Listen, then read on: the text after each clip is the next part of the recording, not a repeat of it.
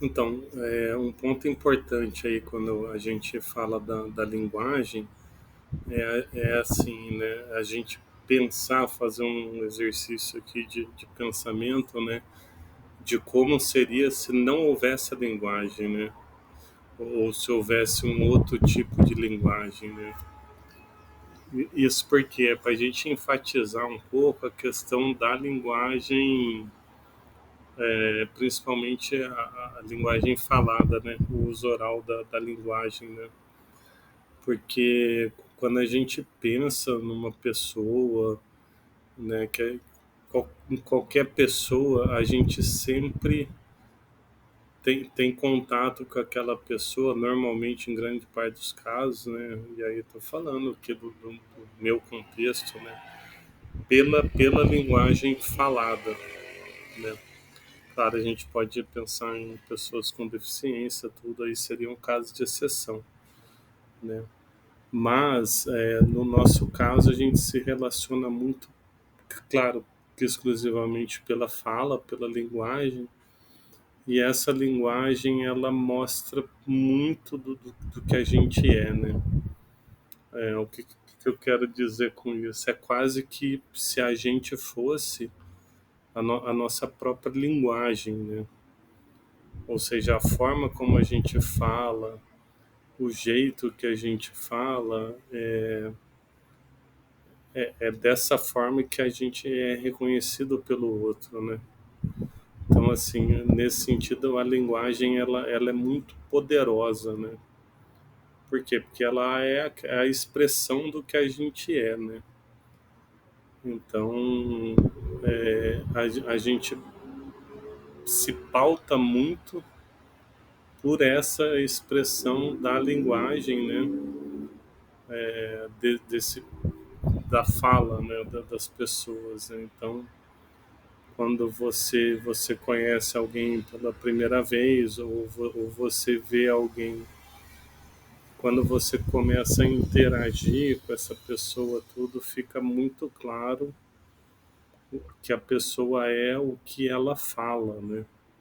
Forma como ela fala, né? Então, isso enfatiza muito esse caráter, né? Que pode ser um caráter até de persuasão, né?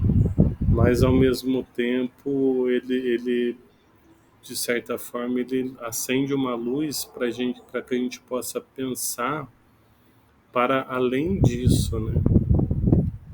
Ou seja, até que ponto a gente consegue superar, né? Como que a gente consegue superar essa barreira linguística, né? Esse ficar preso na linguagem, né? Para encontrar a pessoa que está do outro lado, né? Ou para abstrair a pessoa e olhar somente para o que é dito, né? Então a gente está nesses dois polos, né? Do que é dito objetivamente e do que se esconde por trás da subjetividade da fala, né? E então talvez um exercício importante aí para a gente fazer seria pensar nas relações humanas, né? No mundo humano sem linguagem, sem fala, né? Ou usando uma linguagem de sinais, como, né, as linguagens de Libras, né?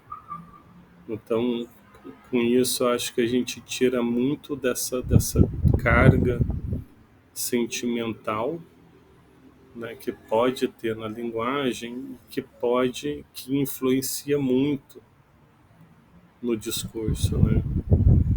Que é esse campo pragmático, né? Sema- Já saindo da semântica, né? Quando a gente está falando, então, do recurso da voz e dessa parte expressiva, né? A gente já meio que está além da semântica. Então, pensar numa linguagem textual, né, ou numa fala livre de sentimento, talvez nos ajude a compreender esse papel sentimental que a linguagem carrega, né, que a nossa comunicação carrega, né, e se voltar para dentro, né, dos enunciados, e aí pegando, acho que um pouco do que o Chomsky fala, né, que assim, a gente tem uma linguagem mental interna que a gente passa todo o tempo com essa nossa linguagem mental interna.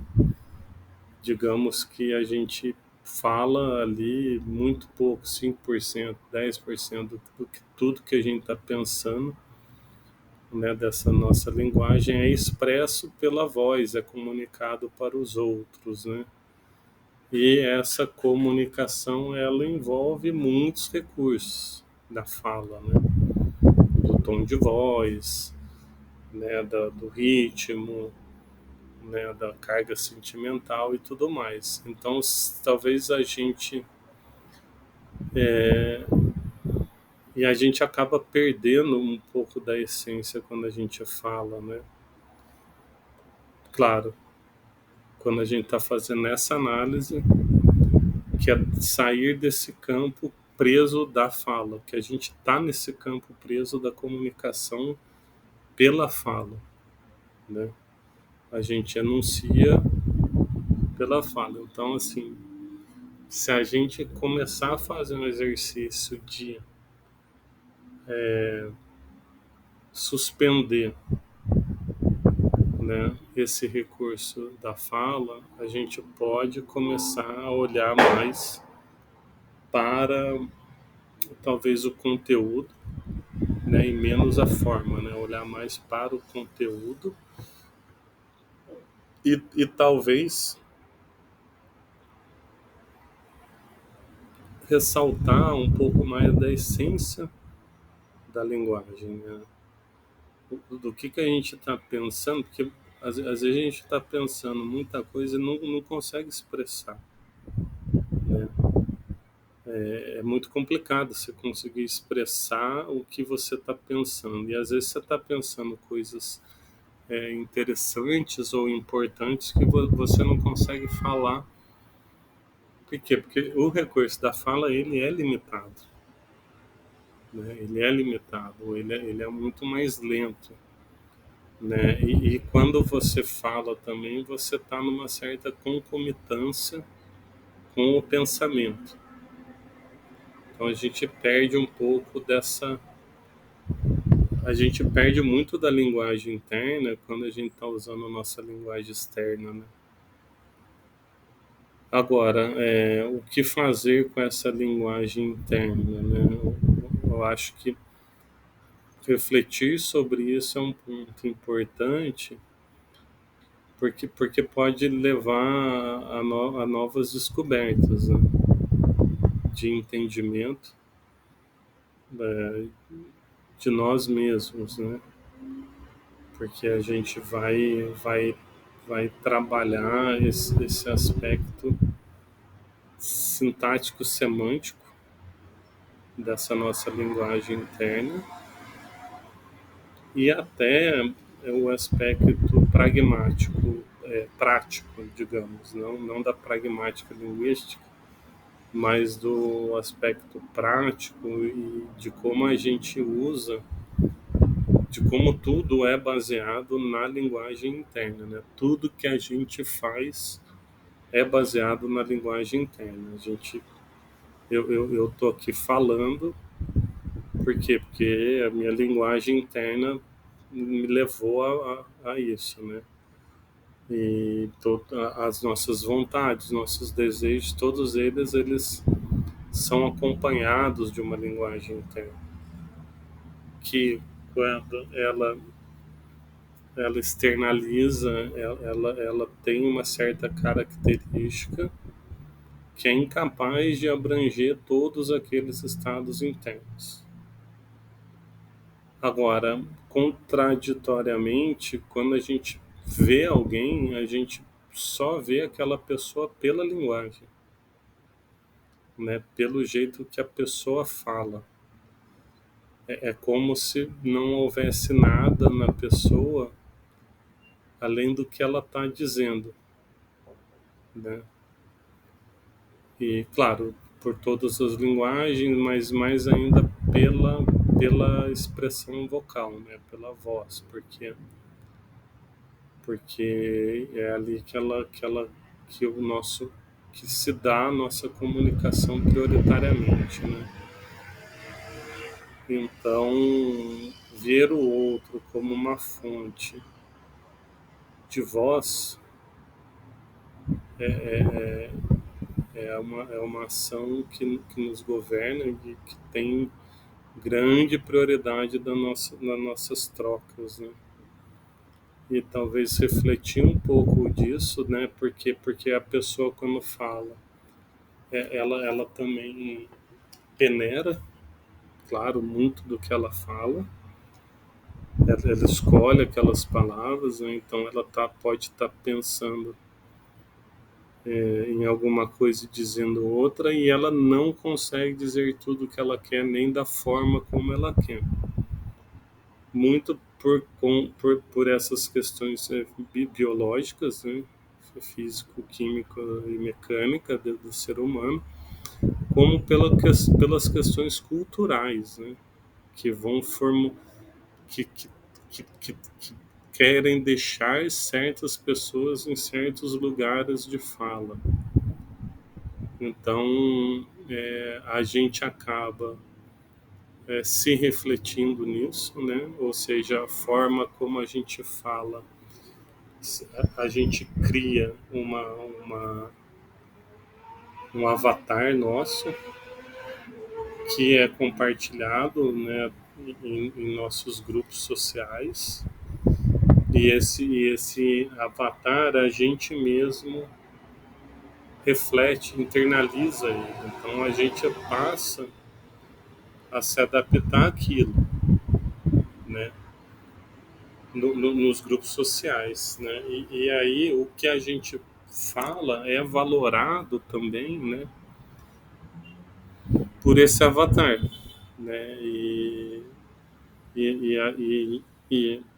muito do que a gente fala pode ser levado em consideração ou não a partir desse avatar que foi criado, estabelecido culturalmente por lugares, né? Porque os grupos sociais eles acabam já tendo lugares onde se encaixam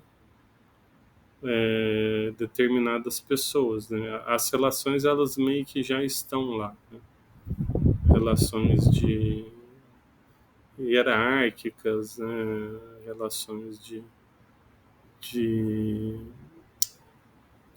de ordem, né? De precedência de quem tem uma preponderância sobre o outro. Então a gente acaba ocupando lugares e a nossa fala também ela fica delimitada pelo aquele lugar que a gente ocupa, né? Então tudo isso ele desgasta, ele fragiliza muito essa comunicação vocal, ao mesmo tempo que a gente acaba vendo as pessoas pela voz das pessoas, né? Tá? É, e se a gente pensar na pessoa sem a fala, talvez a gente consiga ver que tem muito mais do que a fala, né? Na pessoa. Por trás da fala tem muito mais coisa. Então, esse talvez seja um aspecto empírico e psicológico de análise da linguagem que não está tão relacionado ao estudo filosófico da linguagem que a gente tem feito, que é exatamente baseado mais no estudo proposicional, sentencial do discurso e do que significa aquele discurso a que se refere aquele discurso, qual que é a compreensão que aquele discurso tem ou pode causar em outra pessoa. E a gente tem visto agora também de que forma a gente pode, às vezes, comprovar um pouco disso, né? Claro que no discurso do dia a dia é muito mais difícil, mas em linguagens mais formais, né?